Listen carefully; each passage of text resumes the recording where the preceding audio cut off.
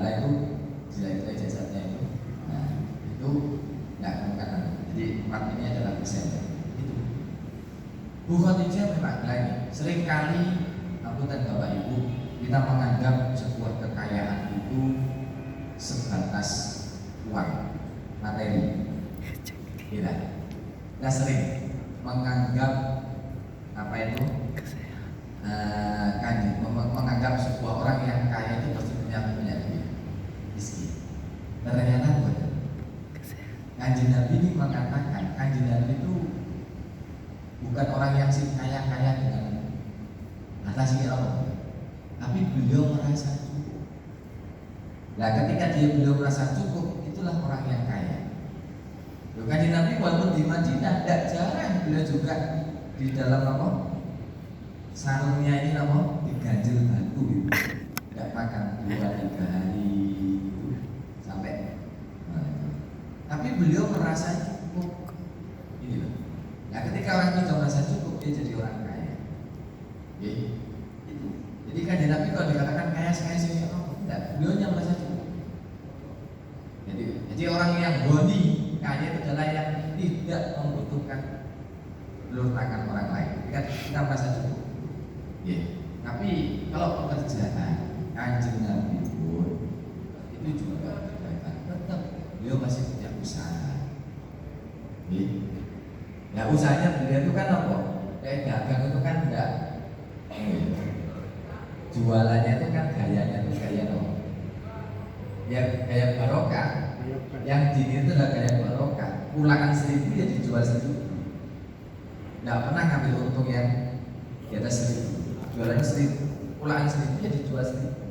Hanya yang diambil adalah ilmu keberkahan.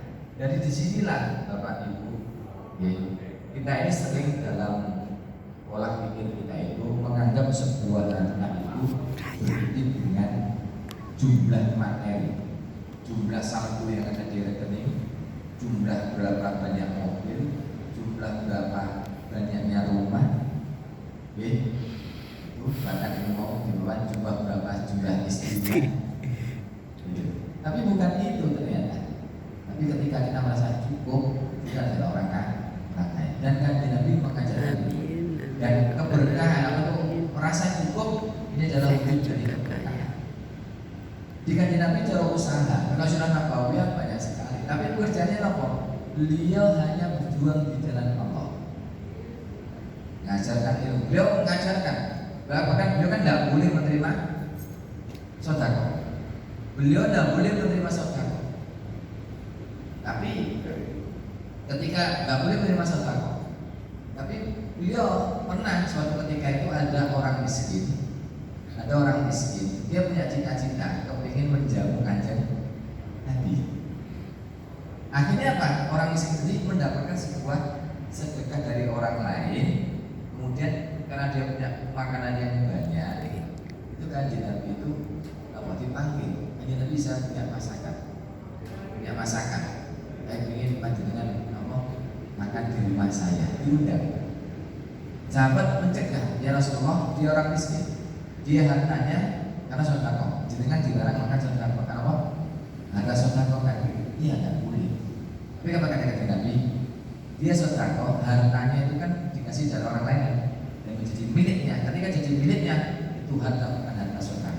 Tapi hartanya miliknya dia masak, sejak saya makan, ya saya mau. Intinya di keberkahan itulah yang ditanamkan oleh kehidupan Kanjeng